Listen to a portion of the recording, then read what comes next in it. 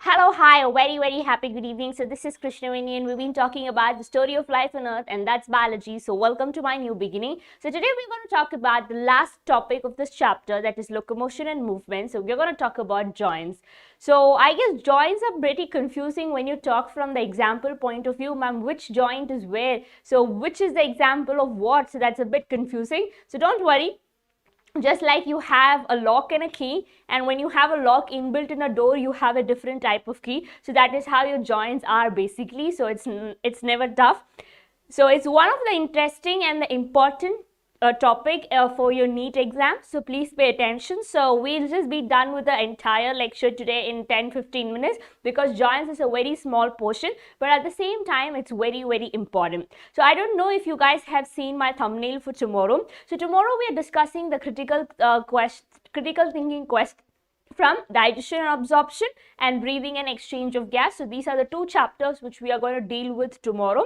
So we'll discuss the critical thinking questions, and if you guys have any doubts in those two chapters, you can get it here. So we will discuss and we'll be done with those two chapters, because 27th we have a mentee, so I'm preparing you for the mentee. All right, fine. So thank you once again for joining my lecture. So please do like, share and subscribe. So now we're going to talk about joints. So why are joints important and why are joints confusing? So we will go forward and you see it for yourself why it is confusing and why it is important as well. Okay, so let's move forward. So I hope appendicular skeleton along with the girdles are clear to all of you.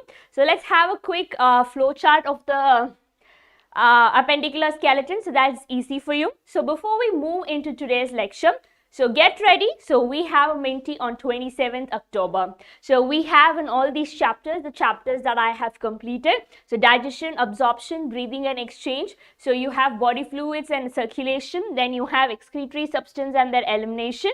So locomotion and movement, right? So these are the chapters that is included in the mentee. So this is on 27th, so please be ready. So 27th exactly at 5:15 p.m. we are going to have this session. So we are going to play for 30 questions. So there are 5 chapters, so 30 questions, so 86 questions from each chapter. Hi Bhavya, yes, a very happy good evening. So thank you for joining my lecture. So please do like, share and subscribe. Fine. So this is the announcement that I want to give. So moving further, so we'll have a quick framework of the skeletal system and then we'll move to joints. So today is the last lecture of this chapter, locomotion and movement. We are done with this. Fine?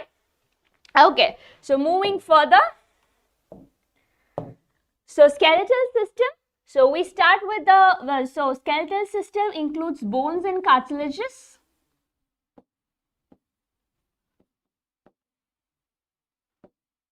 So they have changed the Telegram link. You can cross-check it. So yesterday I cross-checked it. It's changed. So you can have the new Telegram link and you can find me and you can get back if you have any doubts. Okay. So bones are hard because of the salts, that is calcium salts. So cartilages are malleable because of the chondroitin salts in them. Fine. So your bones, so we're going to talk about the bones. There are 206 bones and it is divided into 2 categories. So one is axial and the other one is appendicular.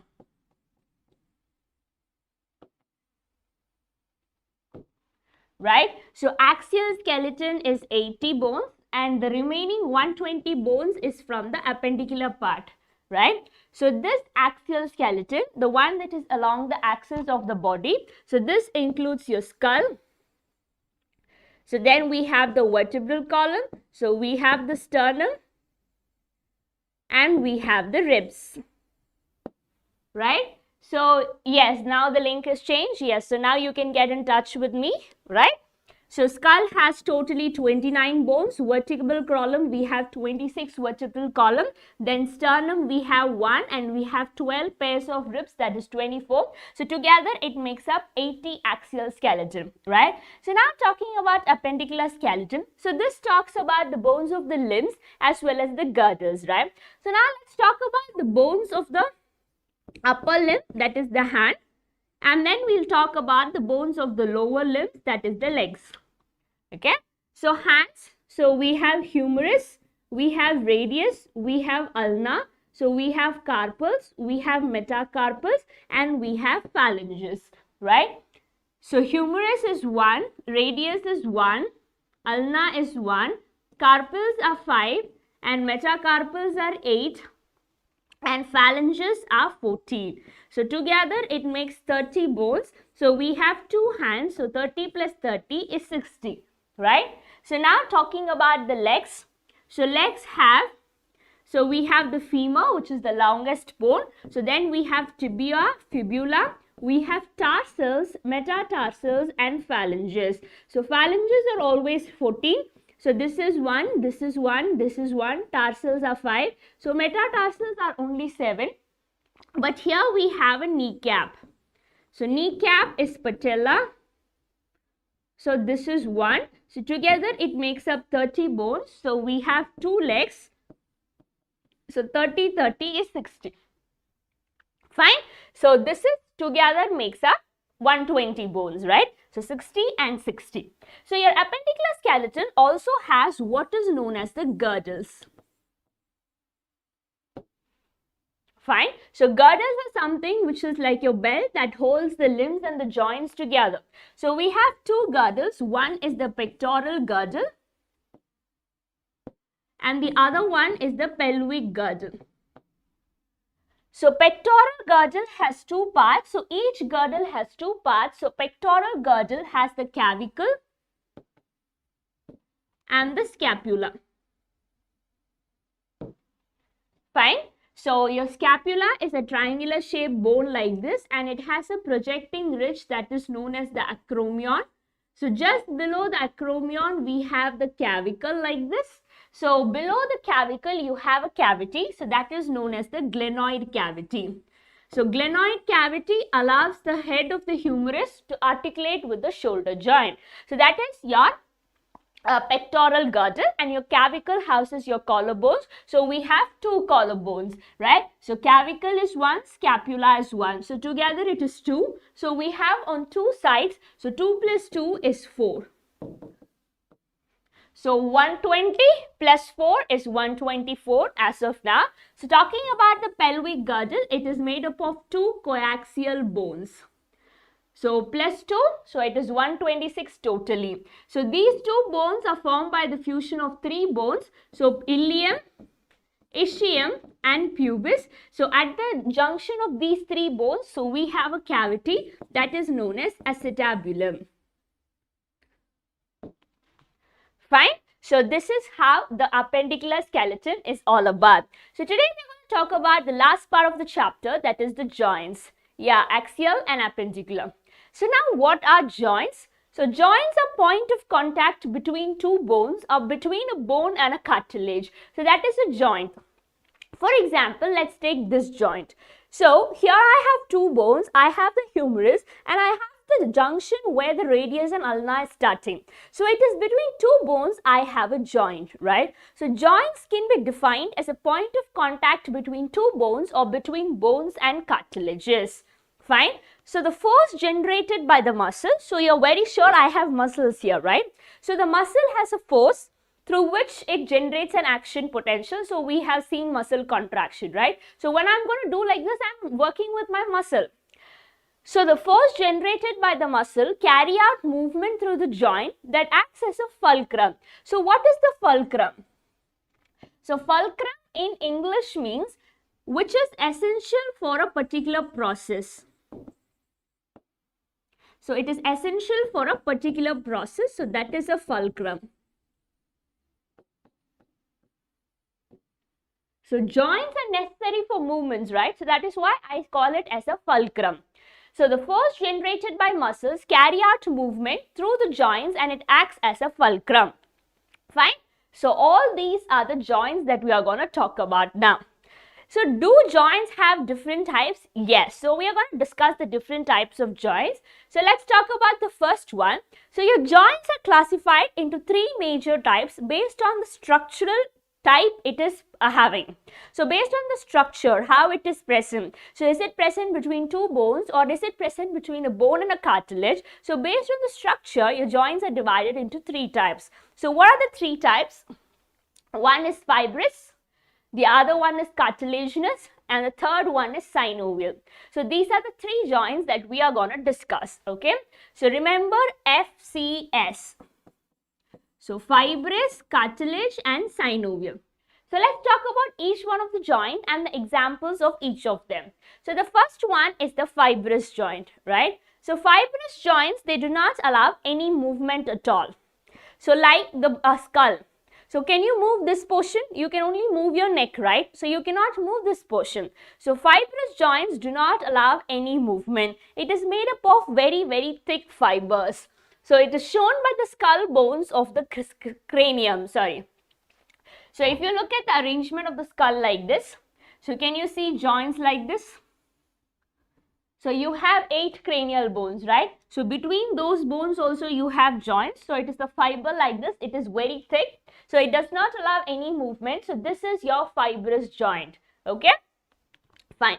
So moving further, cartilaginous joint. So bones joined together with the help of cartilage is a cartilaginous joint. So two bones which are joined together with the help of a cartilage is a cartilaginous joint. Because between two bones we have a cartilage, right? So joint between adjacent vertebral column. So we have 26 vertebral column. So this is one and this is the other one. So in between these two we have a cartilage. So this is your cartilaginous joint. So if you can see, this is a cartilaginous joint, and here, so this is a rib bone and this is the sternum. These are two bones, right? So in between them also we have sternum. So this is also in between them we have the hyaline cartilage between the ribs and between the sternum. So this is also your cartilaginous joint. Fine. So moving further, so we have synovial joints, the last of the type. So the presence of the synovial fluid. So ball and socket joint. So when you have a fluid in between, that is the synovial joint. Okay. So here you have a fluid. So that is why when you hit here, it is like something is passing till the brain, right? So you have a feeling that you have an electric shock and it spreads quickly. That is present. That is due to the presence of the synovial fluid. So synovial fluid is of many types. One is the ball and the socket joint. Then you have the hinge joint. Then the pivot joint, the gliding joint and the saddle joint. So we have 5 types of your synovial joints. So one is the ball and the socket. So I have a ball, I have a socket, so it has to go and fit like this. So this is the ball and the socket joint. So from the name it is clear. So we have hinge joint, so pivot joint, then we have the gliding joint, and then we have the saddle joint. Okay. So now we are going to remember each one of them and we are going to describe each one of them. So this is your synovial fluid, if you can see, right? So this is your synovial membrane and this is the synovial joint. Fine. So let's move forward. So the first joint is the ball and the socket joint. So you have a ball and you have a socket. So you go in and fit, right? So between the humerus and the pectoral girdle, so the head of the humerus and the shoulder joint goes and fits like this. That is this point, right? So this is your ball and socket joint. So eye is present in a socket, right? So that is also a ball and a socket joint. Fine. Then the hinge joint is the knee joint. So you will remember as HK. So if you remember Hare Krishna movement, so there's one thing in Hinduism. So if you can remember HK, so it is hinge joint, that is the knee joint, okay? So then you have a pivot joint, so that is between the atlas and the axis. So atlas is the first vertebral column and axis is the second. So you will remember this as PVC. So pivot joint, vertebral column, okay? So between adjacent vertebral columns, ma'am, we have cartilaginous joint, but between the first and the second, we have your pivot joint, okay? So the next one is gliding joint, that is between the carpals. So this is your wrist, so you can glide it, right? So this is gliding joint. The next one is the saddle joint between the carpal and the metacarpal. So this is, this portion, so I can move this and this, right? So carpal and metacarpal is the saddle joint. So gliding joint is within the carpals itself. Okay. So you can remember it as GC or CG, and saddle joint is between the carpals and the metacarpals. Fine. So this is your ball and socket. So it is like a ball and this is like a socket. Fine. Yeah, shoulder is an example of ball and socket. So this is what I'm talking. So this is your humerus and this is your pectoral girdle. Fine. So this is your pivot joint. Sorry, this is your hinge joint. So hinge joint is your knee joint, right? So this is your knee joint. Fine. So then you have the pivot joint. So pivot joint can be the elbow joint as well as your vertebral column. So the example of pivot joint will be the atlas and the axis. And it can always also be the elbow joint. So you can have more than one example, but I am giving you signature examples. Fine. So this is your saddle joint. Okay, so this is the saddle joint. The saddle joint is between the carpal and the metacarpal, and this is your gliding joint. So gliding joint is between the carpals alone.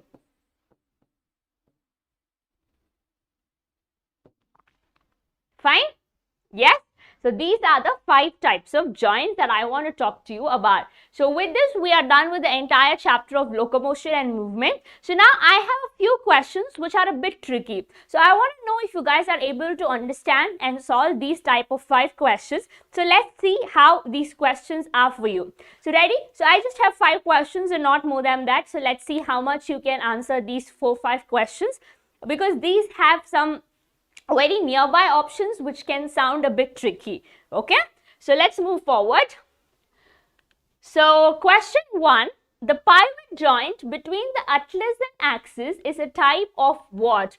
Fibrous joint, synovial joint, saddle joint, or the cartilaginous joint? So what would be the answer here, and how will you approach this question?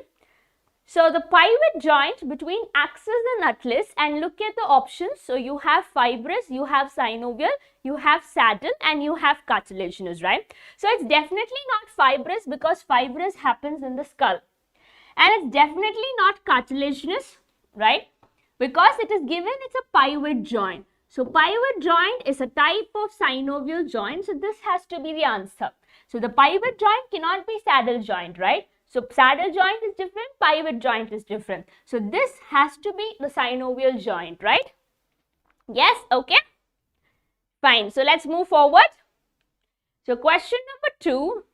The ion is responsible for unmasking of active sites for myosin or cross-bridge activity during muscle contraction is. So we have read about muscle contraction.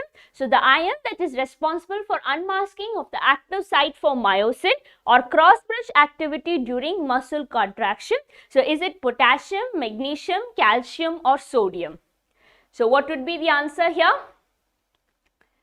Yes. So we know, so your calcium is associated with muscle binding because calcium binds with troponin. So now your actin and myosin are ready to bind to each other, right? Yes, Bhavya, the right answer is option C. Good.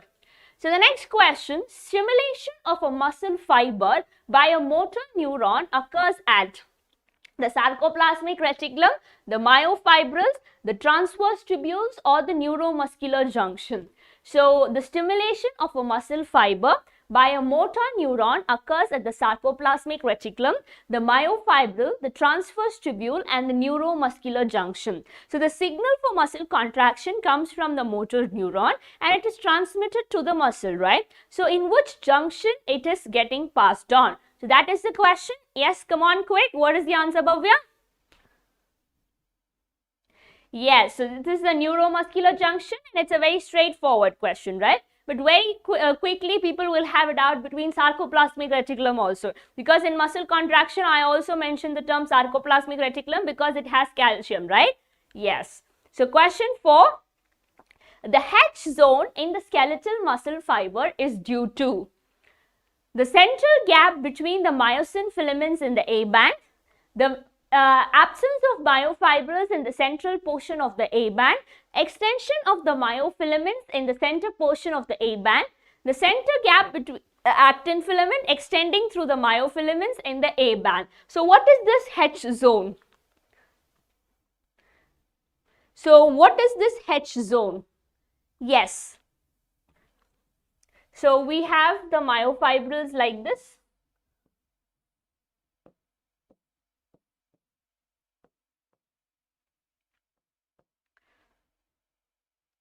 Right? So now which is the H zone? So this is the Z line. So this is the M line.